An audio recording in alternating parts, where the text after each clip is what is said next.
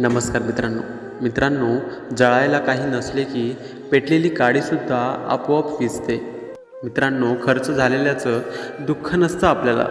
हिशोब लागला नाही ना की आपोआप त्रास होतो. प्रॉब्लेम नसतात कुणाला, ते शेवटपर्यंत असतात. प्रत्येक प्रॉब्लेमचं उत्तर असतं.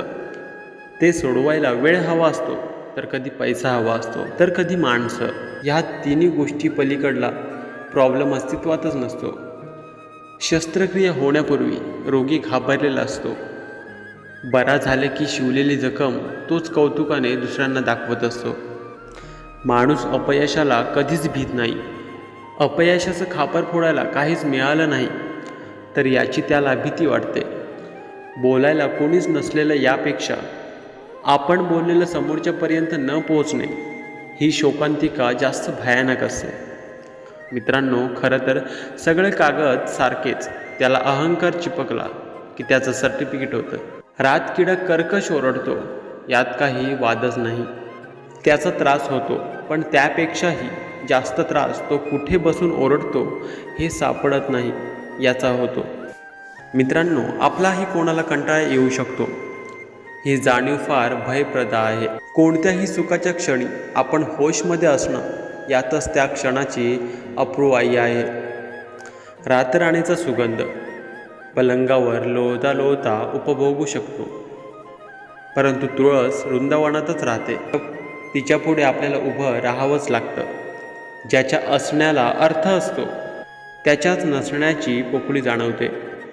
आयुष्य फार सुंदर आहे, ते फक्त चांगल्या विचारांनी जगता आलं पाहिजे. माणसाला माणूस जोडत गेलं पाहिजे. आयुष्य फार लहान आहे ना. जे आपल्याशी चांगले वागतात ना त्यांचे आभार माना, आणि जे आपल्याशी वाईट वागतात त्यांना हसून माफ करा.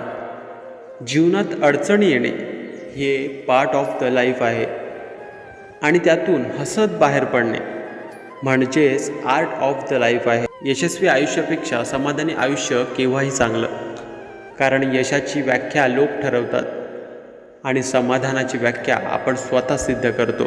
आरसा आणि हृदय दोन्ही तसे नाजूक असतात.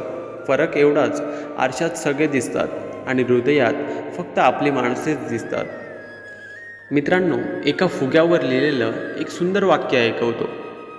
जे आपल्या बाहेर आहे ते नाही, तर जे आपल्या आतमध्ये आहे ते आपल्याला उंच घेऊन जाते. मित्रांनो, सगळीच वादळं काही तुमचे आयुष्य उद्ध्वस्त करायला येत नाहीत, तर त्यातील काही तुमचा रस्ता मोकळा करण्यासाठी पण येतात. मित्रांनो, म्हणूनच सांगतो, उठा आणि कामाला लागा. मित्रांनो, व्हिडिओ आवडला असेल तर कमेंटमध्ये नक्की सांगा आणि लोकांना जास्तीत जास्त शेअर करा. धन्यवाद.